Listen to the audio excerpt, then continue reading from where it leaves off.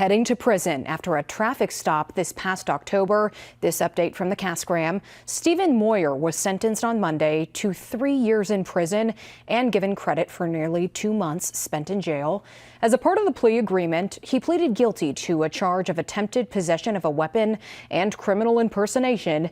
In exchange, a drug charge and other weapons charge were dismissed. In October, he was pulled over by a Cass County Sheriff's deputy because the license plates on his car were unreadable due to a lot of dirt. And in a search, deputies found drugs and large knives in his car.